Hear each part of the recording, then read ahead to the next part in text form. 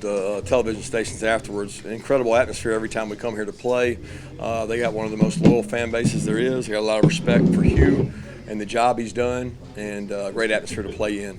Obviously, we didn't play our best game today, but we're a very resilient team. Proud of the way we competed, and we got to continue to get better. I mean, that's the most important thing for our team. So, a lot of things we did wrong, a lot of things we did well, but we're not going to get where we want to go if we don't get better. So that's the biggest thing. You're still not for the game, Coach. Proud of them. Resilient as hell, competed. The leadership of this team has shown through twice. And, you don't know how many times you're going to be able to do that when you turn the ball over and you give people extra possessions. You just can't do that. Good football teams don't do that, and good football teams don't, let people run the ball on you for 200 yards. That's one of the things that we knew they could do well. Thought they really ran the ball well, and they used the quarterback and rushed the ball on us. We can't do that, and we got to be able to run the ball better too. But proud of the way the guys fought. Kirby, you were confident at halftime. Where did all that confidence and poise come from for this team? They hadn't been in a situation like this before on the road. Well, we haven't been on the road. I mean, so it's like in the SEC, I don't think people respect playing on the road in the SEC as much as I do. Being an SEC player, a veteran of this league, it is really, really hard to win on the road. And all you guys see is one versus whoever or new program. It doesn't matter when you play in a rivalry game. The passion and energy is there. It's hard to win on the road in this league. And we won. But we got to get better. Back in Bowers in the fourth quarter there, you see Beck grow up, you see Bowers do what Bowers does. Bowers did what he does. I mean, the guy's amazing. It's a wonder why you just don't go to him every play. People know he's there. Try to find creative ways to find him the ball. And, we need guys around him, and they have. I mean, Dejon stepped up. Ladd made plays today for a guy that didn't practice much all week. He made some plays. Rara made a hell of a conversion on a speed out off of a corner cat. I mean, there's a lot of guys made plays. We need more playmakers around Brock so that people can't isolate him. But I thought Carson played better in the second half, and I never felt like he was rattled. And that was the concern coming in is, would he be rattled by this environment? You mentioned Ladd there. How big was it to get him back, and what were your first impressions?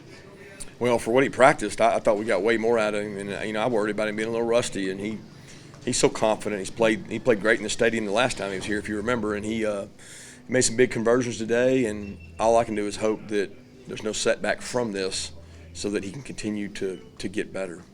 Coach, you're normally very calm and composed, but at the end of the game, I saw you were amped up. So we have W3 or visor into the stand of the fans. Just how much did this win mean to you to have this win on the road and the way your team fought?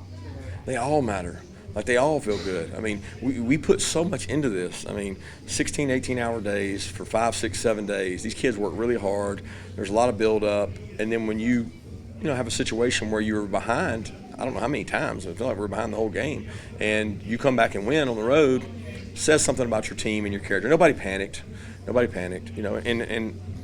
I don't know how good a team we got. I really don't. I don't sit here and proclaim that we've got some unbelievable team, but I do think our team believes in each other. We connect. We step up when we need to step up, but we can't keep turning the ball over. Coach, talk about the quarterback ranking. What were they doing that were giving you guys so many fits? Well, they got misdirection plays. A lot of the plays we practice. They got, number one, you get an extra hat when you have the quarterback. We all know that. So unless you got really good, really elite defensive line, linebackers, and safeties that are filling and fitting just perfect, one misfit is an 8-9 yard run. And in the past, we haven't struggled with that kind of run game. They hurt us. They copied some things UAB did, and we expected it. That's what's disappointing is, like, you expect it and you don't stop it.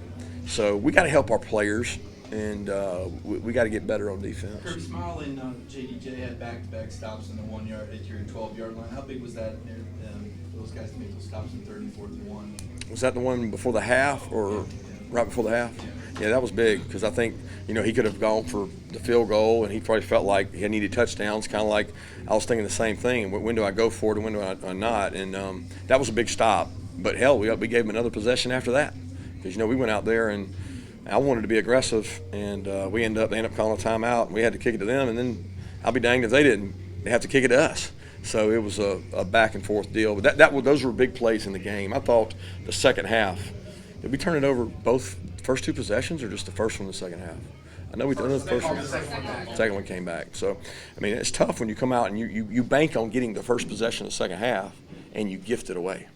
You know, that really kills momentum. And overcoming that was it was different in South Carolina where we gained momentum. We came out and scored. We lost momentum in the second half in this one. So, just can't keep doing that.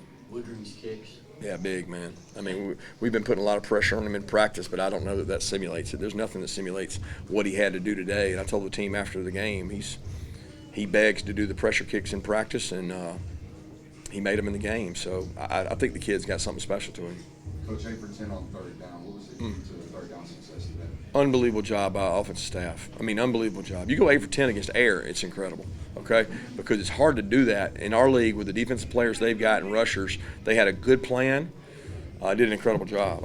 I told the defense the halftime stats after the game. I was like, hey, guys, we're unbelievable on third down. I think we were 3 of 6 on our offense, and I was wrong because it was 8 of 10 by the end of the game. And we take a lot of pride in third down and red area being elite in the country, and our offense is kind of starting to create an identity of being good at that. It's the second time, and I'm sorry if you've answered this. It's the second time in I think 2 years that y'all lost the turnover battle by 3 and still won the game. Not supposed to do that. You know, I mean, that means we must have won the explosive, but I don't know if we won that. But the explosive has been a greater indicator than the turnovers, as Seth knows. And it's one of those deals that you can't do that. We had 3. Oh, the interception. I'm forgetting the interception. The 2 fumbles and then the interception. Yeah. I was gonna say I didn't think we had 3. I didn't think the 3 was a margin because we got 1 on them to end the game, right? Yeah. So it was probably 2-1 maybe. Yeah, that is definitely not 3. Speaking of winning the game, what was your reaction when 2-4 came down with that? Say what? What was your reaction when 2-4 came down with that? Get down. I mean, it was like the national championship. I knew we could end the clock, and he's flinging the ball around trying to return it. And, you know, this goes back to the last time that happened here. You bat it down on 4th down, but he picked it.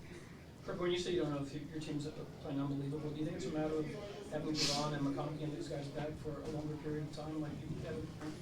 No, I mean, I just think there's a lot more parity in college football. I don't think there's a great separation between anybody. I mean, the pro scouts that come by our place always trust their opinion, and they like, well, we've been to this place, that place, that place. I mean, everybody's pretty similar. You know, there's not this great margin. And I told our team that you know, we played a team last year in the national championship that won like 9 games that were all 1-score games or something. So I don't know that my heart can handle that because we need to get better. But we're going to play teams as good or better than Auburn, and we got to get better.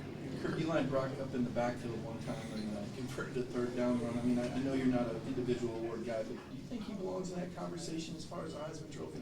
I hate getting into those, man. I hate getting into that debate because I'm worried about our team, and so is he. But, I mean, who can argue that there's a better football player anywhere in the country? Just football player. I mean, the guy has the greatest toughness and grit that I've been around, and he'll do whatever you ask him to do for this team.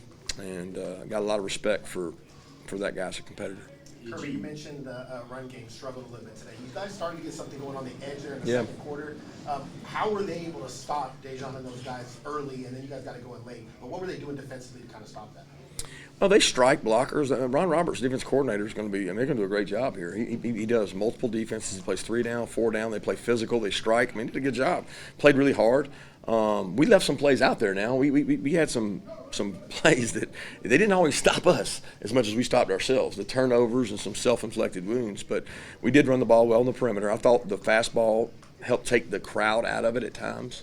I mean, look, to have a quarterback that's never started go on the road at Auburn and not have a procedural penalty or delay a game, pretty remarkable. I mean, to do what they did. I thought we handled that really well. We didn't shoot ourselves in the foot with penalties. Did you catch Kentucky, what they did to Florida today, 300-something yards rushing? You got them next, they're undefeated. Yeah, that's Mark Stoops' team. They're going to be physical. He's a defensive coach. They run the rock. I've always said our kids are the most sore they've ever been after playing Kentucky, and it was that way last year. It was a bloodbath last year up there, and it'll be the same way. I have so much respect for the way his team plays, and the back they got, I heard that he's playing really good. I didn't know anything about today, but the back they got from Vandy is a great player. Right now, it seems like your team is a second-half team. Right? Something about the first half. So what can you do to kind of make them a full fourth-quarter team? I wish I had the answer to that, Alf. Can you help me? because we're trying.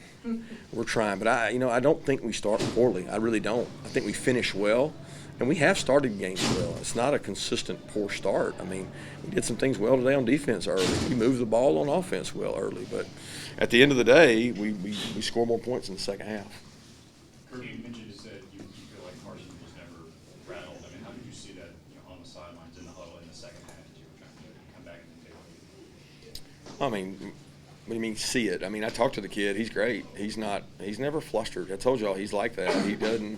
He's a calming voice out there. I mean, he got rid of a couple balls. He took off and ran a couple times when he needed to, and the closest he came to putting us at risk was when somebody didn't do their job in the front, and he almost got sacked, and he tried to throw it away there on our sideline, and the kid should have picked it. But at the end of the day, Carson's a competitor. I've seen Carson do this since high school. He's got the right makeup. 290-plus yard drives on offense. What did you learn about your offense in those long extended drives? They can be really good when they execute. It's just hard to execute for 10 and 12 plays.